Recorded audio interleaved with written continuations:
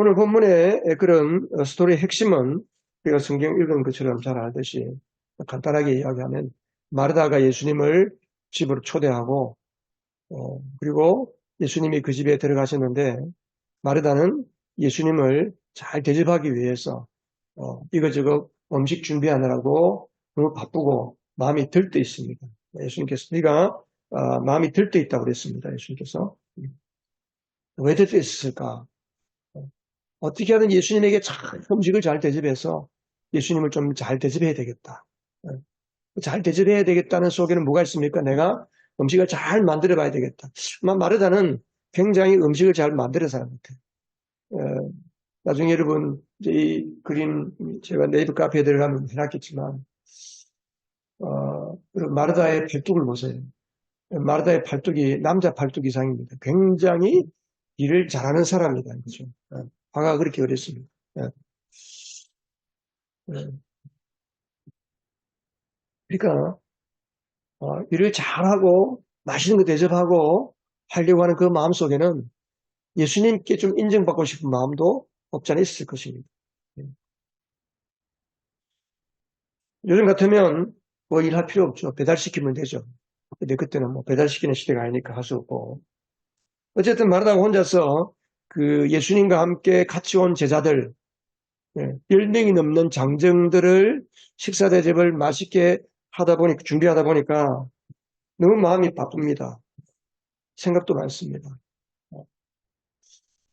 또 날씨는 덥죠. 중동 날씨. 땀은 삐질삐질 나지요.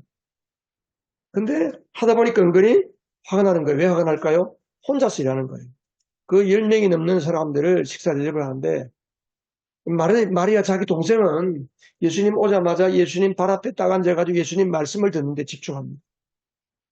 우리도 이제 손님이 오면 그러잖아요. 손님이 오면 손님한테 누구 가족 중에 한 사람이 손님 앞에 앉아서 서로 이제 대화의 상대가 되어주셔야 돼서 이야기하는데 뭐 적당하게 봐서 언니가 바쁘면 나와가지고 언니 일 좀 도와줘야 되는데 도와주지도 않고 있으니까 더군다나 마르다 보기에 예수님께서 마리아를 붙잡고 계속 이야기하는 것 같으니까 예수님이 원망스럽기까지 했습니다. 아니, 내가 이렇게 바쁜 줄을 예수님은 모르나? 남자들은 이렇게 눈치도 없나? 뭐 이런 식으로 마음속에 이제 투덜대고 불평이 솟아나죠. 이 마르다는 성격이 주도적입니다. 요한복음 11장에도 나오지만 마르다는 성격이 주도적이고 급하고 활동적이고 일중심적인 사람인 것 같아요. 그러니까 이 성격이 급한 마르다가 참지 못해서 예수님 곁을 지나가면서 투덜대면서 이렇게 이제 이야기를 하죠. 주님, 어, 마리아한테 좀 나가서 좀 거들어주라고 말씀 좀 해주세요. 그렇게 이야기하죠. 아니, 마리아 동생한테 직접 네 나가서 도와달라 이러면 되는데 왜 직접 이야기 안 하고 예수님께 그 말씀을 했을까요? 근데 주님이 뭐라고 말씀했습니까? 41절, 42절에 보면 우리 같이 한번 내려가 보겠습니다. 그러나 주님께서는 마르다에게 대답하셨다. 마르다야, 마르다야. 너는 많은 일로 염려함에 들떠 있다. 그러나 주님의 일은 많지 않거나 하나뿐이다. 마리아는 좋은 몫을 택하였다. 그러니 아무도 그것을 그에게서 빼앗지 못할 것이다. 이제 개혁 성경에는 이게 세 번역이니까 번역을 조금 의역을 해서 이렇게 써놨는데 42절에 보면 그 이 의미는 이런 거예요. 난 한 가지만 먹어도 된다. 많은 거 할 필요 없다. 한 가지만 해도 족하니까 너무 그렇게 많이 하려고 하지 마. 그러니까 지금 많은 것 때문에 염려하고 마음이 들떠 있다는 거예요. 그러면서 마리아는 좋은 편을 선택했다. 좋은 편. 예수님도 참 무심하시지. 그렇게 열심히 수고하는데 칭찬이라도 한마디 해주고 격려라도 한마디 해줘야 되는데 도리어 마리아를 더 쉽게 세워주는 거예요. 마리아는 좋은 편을 택했다. 아무도 그것을 빼앗을 수 없다. 이거 언니라도 마리아가 지금 내게 앞에서 말씀을 듣는 일을 방해할 수 없다. 그런 이야기죠. 주님이 하시는 말씀은 우리가 이해도 잘 안 되고 정상적이지도 않은 것 같습니다. 왜 주님께서 그렇게 말씀했을까요? 왜 마리아는 좋은 편을 선택했다고 말해요. 그러면 마리아는 지금 좋은 편을 선택해서 앉아있고 마리아는 예수님 보시기에 좋지 않은 일을 하고 있다는 거예요. 이게 왜 그랬을까? 이게 무슨 의미일까요? 예수님께서 지금 그 집에 들어가신 것은 먹기 위해서 갔다는 게 아니라는 거예요. 먹기 위해서, 쉬기 위해서 그 집에 들어간 게 너희 집에 온 게 아니다. 네가 나를 초대했지만 내가 안 그래도 너희 집에 한번 오려고 그랬는데 내가 온 이유가 뭐냐? 내가 온 것은 너희 가정에 꼭 필요한 이야기, 너희 가정에 꼭 들어야 할 말씀, 그 말씀을 전하고 그 말씀을 가르치기 위해서 왔는데 쉽게 말하면 예배의 자리에 나와서 앉아서 예배를 드려야 되는데 예배는 안 드리고 예배하기 위한 엉뚱한 짓을 하고 있다는 거예요.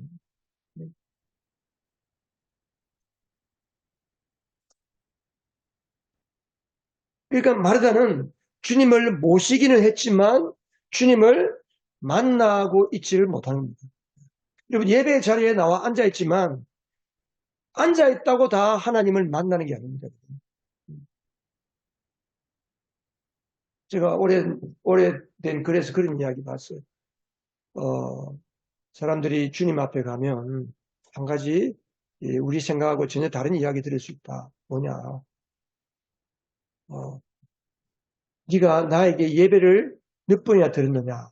라고 주님 물어보실 수 있다는 거죠. 우리가 1년이면 주일 예배를 안 빠져도 52번, 52번, 53번.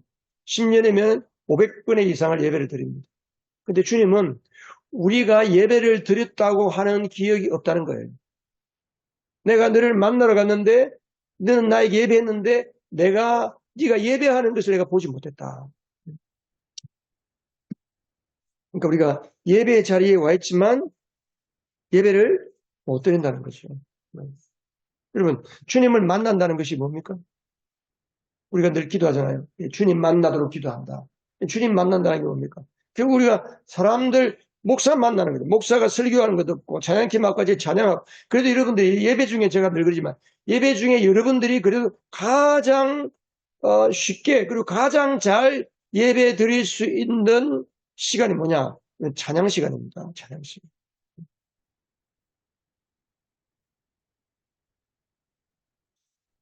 그러니까 아까 이제 묵기도 코너를 제가 쓰다가 수주된 서울교회 이야기를 보면서 찬양을 우리는 뭐 찬양 선곡까지 다 내가 해야 되니까 어떨 때는 이 설교하고 설교에 맞는 봉헌송은 설교의 주제하고 맞는 곡을 정하는데 그 곡을 못 정해서 며칠 동안을 씨름합니다. 네. 이번 주 같은 경우는 어, 주일 예배 곡은 수요일 날 나왔어요. 수요일 날 제가 했는데 이 말씀하고 연관된 찬양을 골라지를 못해가지고 토요일 날 밤에 할 수 없다. 지난주에 한 거 같이 해야 되겠다. 했다가 이제 이거 오늘 불렀던 복원송을 정하게 된 겁니다. 그러니까 이제 찬양을 할 때에 찬양의 가사를 미리 묵상을 하고 와서 찬양을 하는 게 제일 좋죠. 왜 이번 주일부터 찬양의 악보가 없는 PPT 가사만 띄운 줄 아세요? 우리가 와서 노래를 할 때 그냥 악보 보고 음악적으로 노래를 리듬을 맞추고 박자를 맞추고 맞추어서 노래를 부르는 그런 악보 보고 부르는 찬양이 아니고 물론 이제 가급적이면 그 작곡자가 쓴 한 옥타브 낮추지 말고 제 음을 내어야 그 곡에 맞는 은혜가 임합니다, 여러분. 한 옥타브 낮춰버리면요. 제 경험으로 보면 한 옥타브 낮춰서 노래버리면 전혀 마음에 와닿지 않습니다. 그냥 노래 따라 부르는 거예요. 노래 따라 부르는 거예요. 노래방 가서 마이크 잡고 노래할 때는 목이 터지라고 노래하는 사람이 있는데 교회 와서 예배할 때는 한 옥타브 낮춰서 부른단 말이에요. 목소리 높이 내는 게 조금 힘들다. 힘이 들어도 여러분 하나님께 나의 온 마음을 드리는 거예요. 찬양은. 목이 터져라 우리가 주님을 향해서 큰 소리로 찬양을 해야 그래야 그 음에 맞는 그 노래를 불러야 그 은혜가 임하는 거예요. 작곡자는 우리가 지난주일 날 지혜가 뭐 CBS에서 이렇게 찬양도 하고 했는데 지가 곡을 뭐 몇십 곡 썼다고 했는데 작곡자는 곡을 그냥 쓰는 게 아닙니다. 어떤 필이 와야 되는 거예요. 감이 생길 때 그걸 가지고 쓰는 건데 근데 찬양은 더 그렇죠. 그러니까 우리가 가사도 묵상하고 그래서 제가 이제 가사를 쓴 거예요. 악보 보지 말고 가사를 보면 가사를 보면서 노래를 부르면 그 가사 한마디 한마디가 묵상이 되면서 찬양을 하면 훨씬 더 이렇게 은혜가 넘치겠다 이런 생각이 들어서 제가 이번 주부터 새로운 거, 곡을 잘 모르는 곡은 악보를 띄우지만 잘 아는 곡이라고 생각되는 거는 그 찬송가에 있는 곡들은 가사를 앞으로 씁니다. 가사를. 우리 방송실 잘 들으세요. 용건이.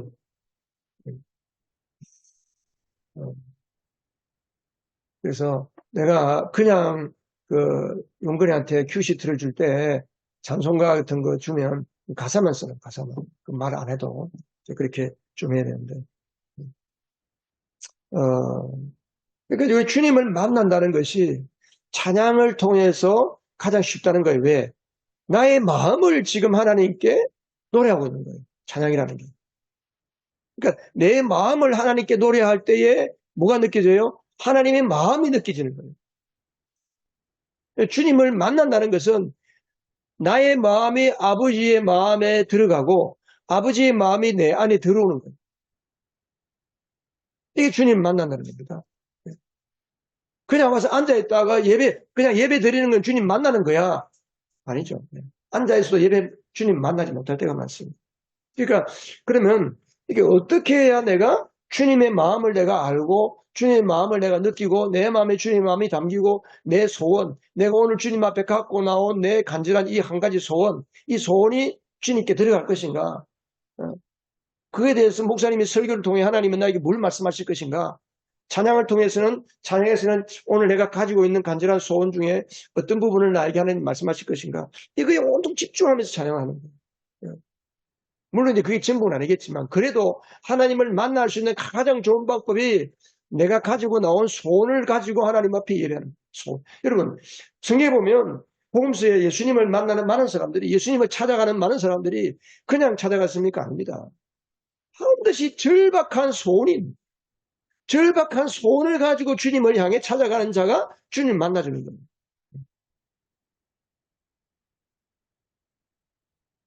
그래서 주님의 마음이 내 마음에 와닿 울려야 돼요. 그래서 우리는 예배에서 어떻게 하든지 주일 예배 통해서 주님을 만나야겠다. 네.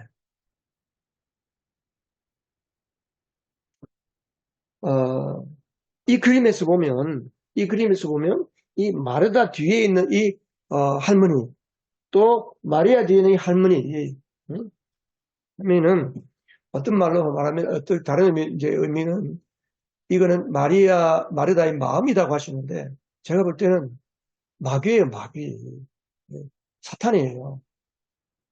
방해하는 거예요. 마귀가 와서 마르다에게 부추기는 거예요. 야, 니 혼자 지금 일하냐? 이렇게 더운데 이렇게 많은 음식을 하는데 네 동생은 저 뭐냐? 쟤는 생각도 없네. 나와서 이때 도와주지 못하고 저렇게 앉아있어? 그러면서 계속 불만을 부추기고 원망의 생각이 들게 만드는 거예요. 손가락까지 쿡쿡 찌르면서. 그거예요, 이 사람이. 할머니가, 노파가. 그리고 마리아 뒤에 있는 이 사람 똑같은 사람이에요. 똑같은 거예요. 이 마귀예요, 마귀. 그럼 마리아에게 와서는 뭘 이야기할까요? 마리아에게 와서는 뭐라고 부추길까요? 우리 박지임 지사님. 뭐라고 부추길, 마리아에 와가지고 마리아한테는 뭐라고 이야기할 것 같아요? 이거 뭐라고 해? 여러분, 예배에서 마귀가 하는, 여러분, 마귀가 가장 왕성하게 활동하는 장소가 예배당입니다, 여러분. 여러분들이 예배하는 곳이에요. 기도해야 할 때, 말씀 읽어야 될 때, 가장 마귀가 많이 방해합니다. 왜? 말씀을 통해 하나님 만나면 안 되니까. 하나님 제대로 은혜 받으면 안 되니까.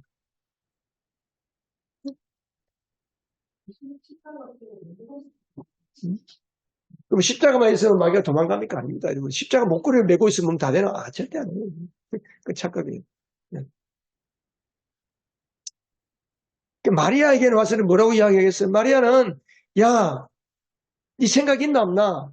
너가 언니는 저렇게 고생하는데 니들이 주책도 없이 그냥 그 앉아가지고 그냥 예수님 앞에 앉아서 말씀 듣는다고 그래?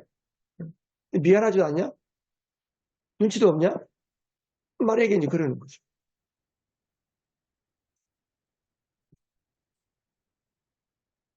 어, 자, 이게 이제 좀 그림은 확대인 그림이야, 확대인 그림.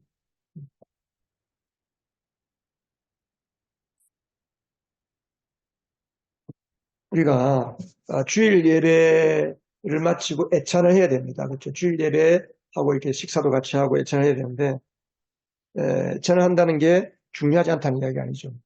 우리가 주일날 모이는 목적이 뭐냐를 알아야 돼, 목적이. 네. 주일날 우리가 모여서 그냥 맛있게 밥 한 끼 먹기 위해서 모입니까? 또 주일날 같이 모여서 하나님께 예배는 1부 예배 드리고 2부가 본 순서입니까? 같이 밥 먹고 그 다음에 세상 돌아가는 관심사 이야기하는 게 그래서 우리가 주일날 모입니까? 그게 아니잖아요. 그죠? 우리가 예배를 드리는 주일날 모여서 예배를 드리는 목적이 뭐냐? 주일 예배. 주일 예배의 목적은 첫 번째는 예배를 통해서 하나님을 만나기 위해서 모이는 거예요. 만나기 위해서. 하나님을 만나기 위해서 예배를 드리는 거예요. 그러니까 아무리 예배가 좋고 순서가 좋고 뭐 간정이 좋고 찬양이 좋아도 설교가 좋아도 주님을 못 만나면 그날 예배는 꽝이에요. 꽝. 하나님은 하나님의 예배는 100% 당첨됩니다. 100%. 내 지난주에 그랬잖아요. 로또 100% 당첨되는 로또라고. 로또 할 때는 또 하면 좋습니다. 하나님은 우리가 내가 만나려고 하고 소원을 가지고 믿음으로 만나면 하나님은 우리를 만나기 위해서 기다리고 계신 분이에요. 근데 그 일을 방해하는 게 마귀죠, 마귀. 아까 앞에 있는 그림처럼. 그러니까 우리가 예배를 그냥 나서 드리는 게 아니고, 뭐, 일주일 내내 예배를 위해서 이렇게 기도해. 목사를 위해서도 기도하고, 일주일 내내 예배를 위해서 기도해야 되지만, 특별히 토요일 날은 내일 예배를 위해서 기도를 많이 해야 돼. 그리고 마귀가 가장 목사를 많이 건드리는 날은 토요일이에요. 그리고 토요일 날 예배를 위해서 기도하세요. 내일 예배 찬양이 은혜 받고, 내일 예배 찬양이 뭐지? 제가 이제 우리 단톡방에다가 주일 예배 찬양을 종종 올리는데, 앞으로는 좀 이제 꾸준히 좀 올려야 되겠는데, 보면 가서도 보고, 영의 문지도 보고, 예배에서 하나님 만나는 그러한 노력이 여기든요. 여러분, 목사님 일주일 내내 예배를 위해서, 말씀을 위해서 기도하고, 목사님 예배 시간에 하나님 음성을 듣기도 하지만, 목사님 말씀을 준비하는 시간에 하나님 음성을 듣습니다. 여러분은 예배 시간 통해 주님 만나야 되잖아요. 그러니까 그것을 위해서 여러분들 기도하시기 바랍니다.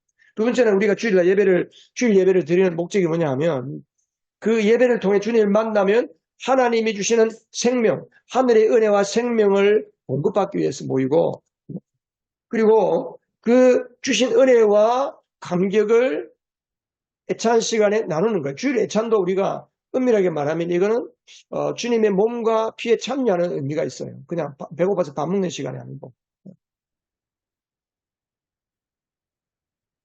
배고파서 밥 먹기 위해서 예배드리기 때문에 문제가 많이 생겨요. 보통 교회들이요.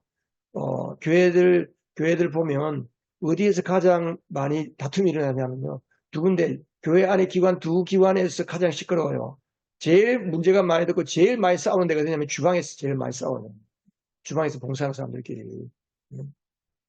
짜다, 싱겁다, 더 넣어라, 말아라, 뭐. 네가 하냐, 지금 내가 하지.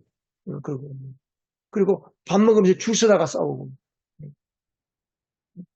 좋은 반찬 나오면 가서 먼저 먹으려고.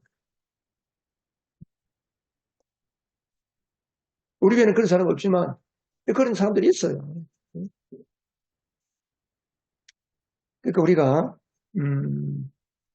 밥을 먹는 이유도 밥을 먹고 서로 은혜를 나누는 거예요. 오늘 예배 시간에 받은 은혜를 나누고 또 서로의 기도 제목이 뭔지를 물어보고 서로 위해서 기도해주고 어렵고 힘든 일 만나는 사람들을 위로해주고 격려해주고 이게 은혜의 공동체죠. 그리고 마지막으로 주님이 주신 평안을 가지고 세상으로 나가서 영혼 건지는 업으로서 파송을 받는 거예요. 파송. 그리고 교회는 두 가지입니다. 모이는 교회가 있고 흩어지는 교회가 있어요. 우리는 지금 모이는 교회로 모였어요. 그러면 주일 예배 마치고 나갈 때는 흩어지는 교회로 나가서 여러분이 있는 곳에서 가정을 교회로 삼고 일터를 교회로 삼는 거예요. 우리 교회 슬로건처럼. 여러분 주일 예배는 진통제 주사가 아닙니다. 한 주간 동안 세상살이에서 고달프고 힘들고 기진맥진하고 다 지쳐가지고 파김치가 되어 와서 주일날 와가지고 진통제 주사 한 방 맞고 힘을 반짝 얻어가지고 또 가서 또 일주일 동안 팍 시달리고 다 죽고 가다가 와가지고 또 주일날 진통제 한 방 맞고 가고. 여러분 그렇게 오늘날 신앙생활 하는 사람들이 많아요. 대부분입니다. 그러니까 뭐예요? 좋은 설교자가 있는 교회를 쫓아다니는 내 마음에 드는 교회를 쫓아다니는 거예요. 교회를 쇼핑하듯이 쫓아다니는 사람들.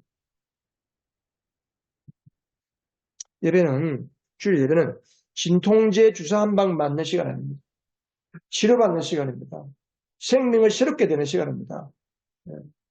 하나님의 영의 양식을 내가 새롭게 먹는 겁니다. 건강해지는 시간입니다. 애천이 중요하지 않다는 말이 아닙니다. 우리가 오늘 보면서 마르다의 결정적인 실수가 뭐냐? 뭘까요? 마르다의 결정적인 실수가 뭘 것 같아요? 주님의 의도를 몰랐다는 거예요. 자기는 지금 주님을 집에 초대했지만 자기 집에 오신 주님은 왜 오셨는지를 모르는 거예요. 자기는 그냥 모셨으니까 내가 밥 맛있는 것 좀 음식 대접해야 되겠다고 했는데 그게 아닌 거죠. 주님은 그 가정에 필요한 말씀, 예배드리고 주님의 말씀을 전하고 그들에게 꼭 필요한 말씀, 꼭 해주고 싶은 말씀, 그걸 전하기 위해서 지금 예수님이 와 계신 거예요. 그러니까 말하다가 주님의 의도를 모르니까 자기 생각과 자기 의도와 자기 힘과 자기 방법을 가지고 심지어 주님을 좌지우지하려고 하잖아요. 주님, 동생한테 가서 나 좀 그대로 주라고 하세요. 주님께 그냥 막 밀어붙이는 거죠. 이걸 가리켜서 마르다 증후군이에요. 마르다 증후군. 질병은 아닌데 증후군이에요. 증후군. 그게 심해지면 그 사람에게 몸에 이상이 나타나는 병이 되어버리는 거죠. 마르다 증후군은 일을 많이 하는 사람들이 많이 나타납니다.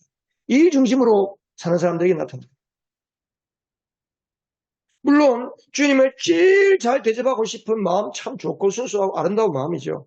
좋습니다. 근데 문제는 주님의 의도를 모르고 그냥 내 봉사, 내 눈에 드는 대로 내가 보이는 대로 이거 해야 되겠다 저거 해야 되겠다 하는 거예요. 그때 문제가 생기는 겁니다. 우리가 주님의 의도를 모른다는 것은 주님께 묻지 않았다는 거예요. 주님 오늘 저희 집에 왜 오셨어요? 오늘 저희 집에 오셔서 감사합니다. 주님 오늘 저에게 꼭 하신 말씀이 있습니까? 아니면 주님 오늘 드시고 싶은 게 뭐예요? 오늘 제가 맛있는 음식을 좀 해드리고 싶은데요. 오늘 많은 거 좀 드리고 싶은데요. 그러면 마르다야 나는 많은 거 원치 않는다. 그냥 한 가지만 해오느라. 그리고 내게 와서 내가 네게 하고 싶은 이야기 있는데 좀 들어라. 그래서 뭐 이런 사달이 안 생기잖아요. 그죠? 그러니까 자기 힘과 자기 정성을 다 해서 주님을 섬기는데 그게 주님께서 나타나시는 반응이 별로 안 기뻐하는 거예요. 더군다나 니는 좋은 편을 선택하지 못했다는 거잖아요. 그러니까 얼마나 마르다가 시험 들었겠어요. 그죠? 그러면 그럴수록 더 열심을 해서 주님의 마음을 기쁘게 하려고 하는 이제 그런 모습들이 우리 안에 생기가 쉽습니다. 그러면 그게 점점 더 심해지면 불평이 나오고 원망이 나오고 나만 일해야 되나? 뭐 이렇게 나만 힘들게 되나? 그러다가 나중 가면 이제 뭐 그래 봐야 소용없구나. 내가 해야 되는 것만 해야 되겠구나. 그리고 내가 할 수 있는 것만 해야 되겠구나. 그래서 사람들은 자기 할 수 있는 것만 딱 자릅니다.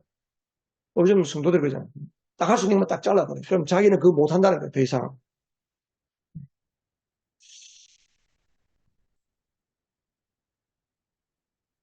마리아는 어땠습니까? 마리아.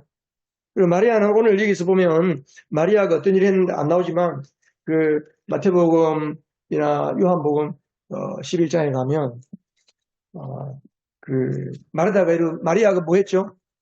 마리아는 예수님이 십자가에 장사 지내는 십자가 처형되기 며칠 전에 예수님께서 배단이 오셨을 때, 자기 집에 오셨을 때, 그 요한복음 12장에 보면 그 시집갈 때 쓰려고 마련한 순전한 나드 향유, 인도산, 굉장히 비싼 겁니다. 인도산 나드 향유, 한 옥합, 옥으로 만든 그 향수병이죠. 그게 이제, 찾아보니까 한 350ml에서 약 한 800ml, 그러니까 컵으로 따지면 한 컵에서 한 두 컵 정도. 두 컵 정도를 예수님의 발에 붓고 자기 머리털로 예수님의 발을 닦아드렸다라고 나와 있어요. 근데 예수님께서 뭐라고 했냐면, 마태복음에 보면, 마태복음 26장에 보면, 그, 이제 가룟 유다가 뒤에서 비아냥거리잖아요. 아니, 저렇게 300데나리온이면 노동자가 1년 동안 안 쓰고 모은 돈이에요. 일해서 모은 돈. 요즘 말로 말하면 몇 천만 원 된단 말이에요. 그 가치가. 그 돈을 그걸 저렇게 허비해? 팔아가지고 가난한 자에게 도와주지? 이게 가룟 유다가 도둑놈이기 때문에 그런 말을 했다는 거. 성경에 그렇게 기록되어 있어요. 근데 주님이 뭐라고 그랬습니까? 주님께서 마태복음 26장 13절에 보면 주님께서 그렇게 하지 말아 내두라. 지금 마리아가 하는 일이 뭐냐? 마리아는 이 여자가 내 몸에 향유를 부은 것은 내 장례를 치르려고 한 것이다. 예수님이 마리아에게 내가 며칠 있다가 죽을 거니까 너 내 발에 향유 부으라 그렇게 말씀했겠어요? 아닙니다. 그리고 13절에 여러분 찾은 같이 한번 읽어볼까요? 시작. 내가 진정으로 너희에게 말한다. 온 세상 어디에서든지 이 복음이 전파되는 곳에는 이 여자가 한 일도 전해져서 그를 기억하게 될 것이다.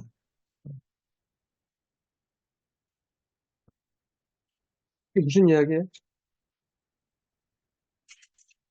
마르다는 자기가 원할 때, 자기가 필요할 때 주님을 찾고 주님을 만나려고 한 사람입니다.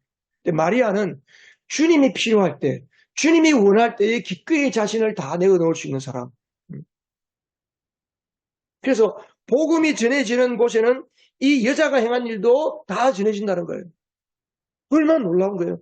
예수님의 복음이 전해지는 곳마다 이 여인이 주님을 위하여서, 복음을 위하여서, 십자가의 죽으심을 위하여서 헌신하고 충성하고 주님을 섬긴 이것도 같이 전해진다? 이 무슨 말씀입니까? 우리가 복음을 전하고 주님을 섬기는 일에는 마리아와 같은 헌신이 필요하다는 거예요. 마리아 같은 일이 소가 아니라 진정한 그 하나님 나라에 일하는 소는 누구냐? 마리아가 하나님이 원하시는 소라는 것이기 말합니다. 여러분, 마리아가 어떻게 해서 그 예수님에게 발에 향유를 부었을까요? 그냥 갑자기 그런 마음이 들었을까요? 뭐 그럴 수도 있죠. 충동적으로? 저는 그렇게 생각합니다. 성령께서 하신 일이라고 생각합니다. 성령께서 그 마음에 감동을 주셨을 것이다. 아니, 여러분 생각해 보세요. 그 옛날 가난한 시대, 여러분 베단이라고 하는 말은 그 가난한 동네라는 그 뜻이 가난한 사람들이 사는 동네가 베단입니다.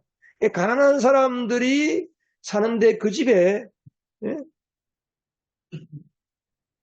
요즘 말로 말하면 조그마한 단칸방에 그 집은 오빠, 나사로, 마르다, 마리아 이 세 남매들만 살았어요. 부모도 없고 고아들이 쉽게 말하면 가난한 집입니다. 근데 그 집에 1억짜리 보물이 있는데 그 1억짜리를 깨뜨려서 주님 발 아래 그냥 부어버려요. 쉽게 말하면. 사람들이 보면 미친 짓이라 그러죠. 그러니까 가룟 유다가 그런 말 할 만도 하죠. 쟤 정신 나갔구나. 저걸 팔아서 가난한 자에게 도와주면 얼마나 좋아. 하나님이 얼마나 칭찬하겠어. 그런 말 수도 있죠. 근데 마리아가 이렇게 한 것은 성령의 일하심에 쓰임 받아. 성령의 일하심. 마리아 마음속에 왠지 오늘 우리 주님이 요한복음에 보면 이 복음서에 보면 예수님께서 주로 북부 갈릴리 지역에서 사역을 하시다가 유대로 내려간 예루살렘으로 3번 내려가셨어요. 1년에 한 차례씩 예수님께서 유대로 내려가셨는데 그러니까 자주 안 가시잖아요. 베다니를. 예루살렘에 방문할 때마다 베다니에 가서 이제 머무셨는데 그러니까 어쩌다가 한 번씩 오시니까 마리아가 얼마나 예수님의 말씀에 귀를 기울이고 말씀에 집중했겠어. 그러니까 마르다는 자기 일 때문에 여러 가지 좋지 못한 증후군이 생겼지만은 마리아는 늘 예수님이 올 때마다 예수님의 말씀에 집중하고 예수님이 무슨 말씀을 하시는지 예수님에게 집중하면서 그 마리아의 영성이 자라간 겁니다. 그러니까 영적인 감각이 자라가는 거예요. 우리가 주님의 말씀을 귀를 기울이고 주님께 귀를 기울이고 주님 말씀 앞에 앉아있고 늘 말씀을 듣고 말씀을 읽고 주신 말씀을 가지고 기도하고 내 원하는 대로 기도하는 게 아니라 하나님 말씀을 붙잡고 기도하고 주님을 만나는 그 진지한 주님과 일대일의 그 만남 속에서 우리의 영성이 자라가는 거예요. 그러지 못하면 대부분의 사람들이 교회 생활을 오래 하면 오래 할수록 처치면 교인이 돼, 교인. 하나님 교회 일은 열심히 하는 건데 진정 주님을 만나지는 못하는 거죠.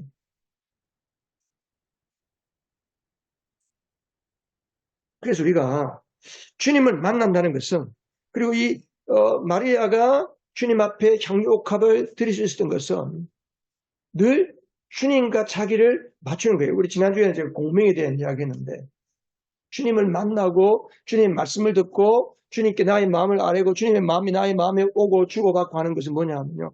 튜닝하는 거예요. 튜닝. 여러분 튜닝이 뭔지 아시죠? 튜닝은 악기를 조율하는 거예요. 조율. 피아노도 어떻게 최소 1년에 한 번씩은 조율을 해줘야 돼요.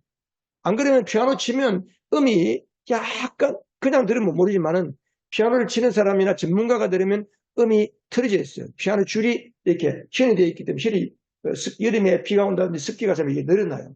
기타도 마찬가지로 제가 기타를 치지만 매일 아침마다 와서 튜닝을 해요. 맞춰놓으면 일주일 사이에 이게 늘어나거나 돼요. 이것도 만질 수도 있고. 튜닝을 맞춘단 말이에요. 그러니까 우리가 주님의 마음에 우리의 마음을 튜닝하는 거예요. 이게 마리아는 항상 주님의 마음에 튜닝을 하고 주님의 마음과 나의 마음이 서로 울리고 공명이 되고 하니까 성령께서 조금만 말씀해도 탁 알아차리는 거예요. 모른다 치더라도 내가 향기를 붓고 싶은데 이거 과연 붓도 될까? 아니야. 나는 주님이 너무 귀하시고 주님은 정말 이 땅에 오시는 메시아 맞으십니다. 네. 이상하게 내가 붓고 싶다. 그래서 부은 거예요. 그러니까 이게 성령의 일이다. 내가 해야 된다라고 해서 할 수도 있지만 나도 모르게 하고 나니까 그게 하나님의 일이었구나. 하나님이 하셨구나. 라고 깨달아지는 게 훨씬 더 많아요.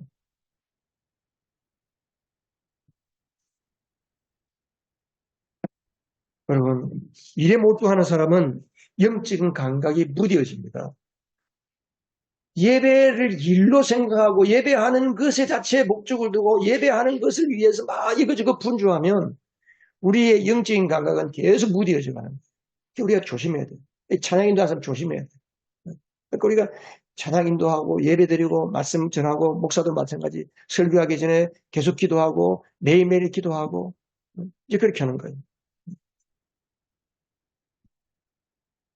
마다는 내 생각에 주님이 기뻐하실 것이라고 추측하는 일을 위해서 주님을 섬기는 데 비해서 마리아는 주님께서 원하시는 것을 듣고 성령의 음성에 민감하게 주님 말씀 앞에 주어지는 감동을 따라서 주님을 섬길 사람.